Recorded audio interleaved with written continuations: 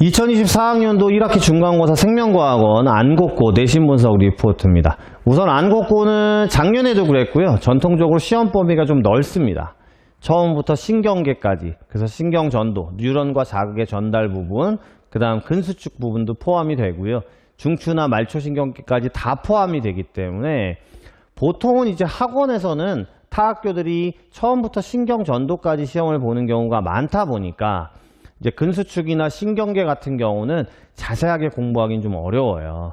그러니까 이 내신 분석 리포트의 취지가 물론 이번에 2024학년도 1학기 중간고사 시험을 보신 친구들이 남아있는 기말고사나 남아있는 2학기 부분의 문제를 푸는 것에 대해서 우리 학교 선생님이 어떤 흐름으로 가져가느냐도 중요하죠. 하지만 이제 1학기 중간고사가 범위가 넓었기 때문에 뭐 1학기 기말이나 2학기 중간고사는 뭐 범위가 그렇게 딱 타 학교에 비해서 넓을 일은 없습니다. 대신에 2025년도 내년에 안곡고를 준비하는 친구들이 이걸 보신다면 우리 학교는 다른 학교에 비해서 1학기 중간고사 범위가 좀 넓구나. 그리고 어려운 부분이 있구나. 그러니까 겨울방학 동안에 이 근수축이나 신경계에 대한 공부를 좀 해놓는 것이 좋지 않을까 생각이 듭니다. 그 다음에 안곡고는 전통적으로 좀 수능 특강에서 문제가 많이 출제가 돼요. 그래서 그래프나 내용들을 좀 가지고 오는 경우가 많았고요. 이번에도 수특이나 고3 모의고사에서 비슷한 문항이 출제가 됐습니다.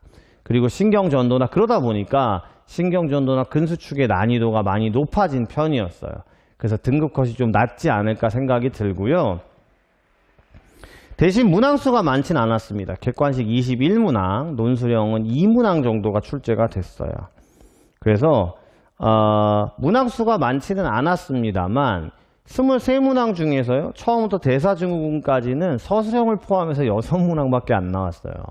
그러니까 우리 처음부터 대사증후군까지가 6문제밖에 안 나왔거든요. 23문항 중에. 그러니까 그 부분을 굉장히 꼼꼼하고 디테일하게 공부했던 친구들은 굉장히 당황했겠죠. 또 한 번 말씀드립니다만 다음 해를 준비하는 친구들은 우리 안곡고는 이랬구나 라는 것들을 좀 보셔야 될 것 같습니다. 신경전도가 6문항이나 나왔고요. 난이도가 높은 문항들도 있었습니다. 근수축은 4문항, 그리고 신경계가 4문항이 출제가 되면서 이 뒷부분의 고난이도 문항수가 높았다라는 것들이 포인트인 것 같아요. 대표 문항 분석을 보시면 이건 이제 시험지를 갖다 놓고 보시는 게 맞잖아요. 아까도 말씀드렸지만 처음부터 대사증후군까지는 1번부터 5번까지, 그 다음에 서술형에서 생명과학의 탐구가 한 문제 출제가 됐습니다. 그러니까 이 앞부분 처음부터 대사증후군까지에서는 생명과학의 탐구가 어떻게 보면 제일 좀 중요한 부분이거든요. 수능에 나오는. 그러니까 수능에 나오는 형태라고 생각하시면 될 것 같아요. 수능이 앞부분이 문항수는 좀 적어요. 그래서 선생님의 의도 자체가 이제 수능을 준비하게 시키려는 의도로 시험 문제를 냈다라고 보시는 게 맞기 때문에 우리 이제 2024년도 1학기 중간고사를 보신 친구들은 1학기 기말, 2학기 중간 이 부분에서 이제는 고3 모의고사나 수특을 보면서 수능에 많이 나오는 형태의 문제들 위주로 내가 공부를 해야 되겠구나, 이런 포커스를 잡을 수 있을 것 같습니다. 타함과의 관계, 화성, 토양, 대사증후군 이런 문제들도 출제가 안 됐고요. 그 다음에 원래 이 문항은 수능에선 출제가 잘 안 되는 부분이고요. 그 다음 기관계 통합 같은 소화계, 순환계, 호흡계, 배설계도 수능에 출제될 만한 기본 개념형 문제만 출제가 됐어요. 신경전도 문제가 총 6문항으로 가장 많은 문항수를 보였습니다. 그래서 이 부분은 12번에 억제제 문제도 나왔고요. 그 다음 16번에 농도차 문제도 나오면서 고난이도 형태로 나올 수 있을 만한 형태의 문제는 다 나왔다고 보시면 됩니다. 평상시에 이제 내신 기출문제에서 많이들 나와 있기 때문에 제가 또 억제제 문제는 따로 학생들에게 풀리도록 또 종용을 했었기 때문에 이 부분이 이제 내신 대비 기간에 우리 학교는 이런 어려운 것들이 좀 주로 출제가 되는구나 라는 걸 생각하고 준비하셨다면 문항이 너무나 새로워서는 아니었을 거고요. 아무래도 난이도가 있다 보니까 시간이 좀 걸리지 않았을까 보여집니다.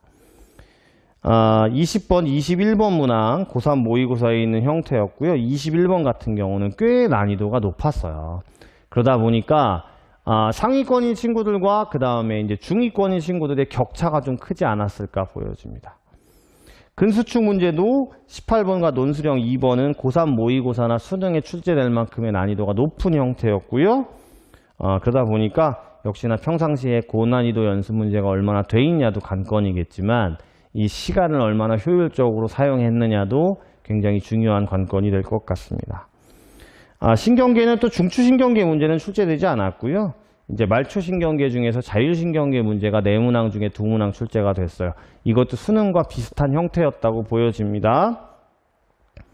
역시나 이 신경계에서도 19번 같은 경우에 억제제 문제를 출제를 했기 때문에 학생들이 얼마나 정확한 개념을 가지고 있는지 묻는, 그래서 전체적으로 제가 별 3개는 드렸지만 난이도가 별 4개를 줘도 될 만큼의 고난이도였다라고 생각하는 시험이었습니다.